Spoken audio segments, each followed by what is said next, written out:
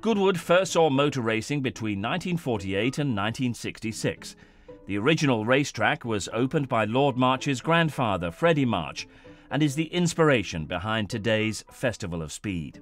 Well, the Festival of Speed all started because we couldn't get permission to open the motor circuit as quickly as we'd hoped. So I came back to live at Goodwood in about '92.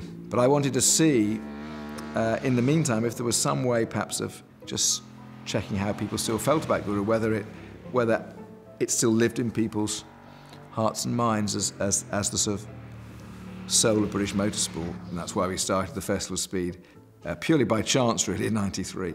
Charles March and I went for a walk through the park and we were talking about how wonderful it would be to bring racing cars back to Goodwood. Charles said that he was thinking of running a hill climb here.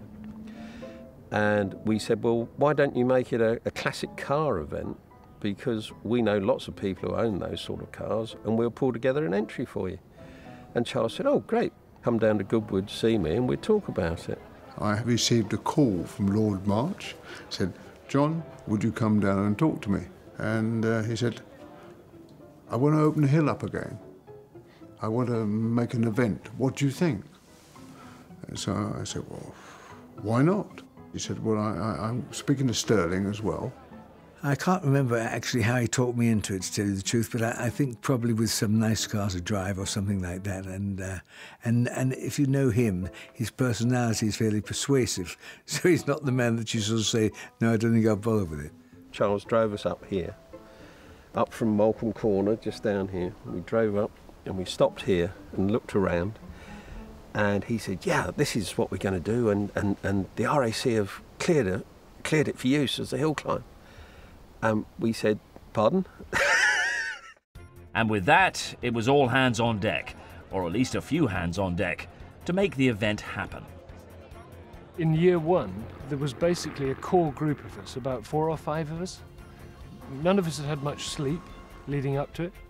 Lord March was painting the bridge here the night before the event. And he very kindly came out of the house with some glasses of whiskey on a silver tray for all us guys who'd been, I think we'd done a 48-hour shift. The big thing for us is we just didn't know whether it was going to be a success or not. Was it going to work? Would anyone come? That was the big question. Would it be 500 or 5,000? Well, as it did turn out 30,000 people turned up. And I think I had to use raffle tickets to give them something for their money. It was an amazing experience for me when I opened my bathroom curtains that first morning, looked out and saw the thousands of people pouring in. So with the Festival of Speed a reality and much bigger than anybody had thought possible, the challenge was to make everything run smoothly. Apparently, Tony Brooks and Roy Salvadori are both here, so it would be great if we could fit them into the programme somehow, going up in the DB3S. Well, the F1 cars are due off, I think, in literally about 20 minutes, so we're going to have to organise that pretty quickly. Can you get the trailer, hitch it up, get it down there ASAP?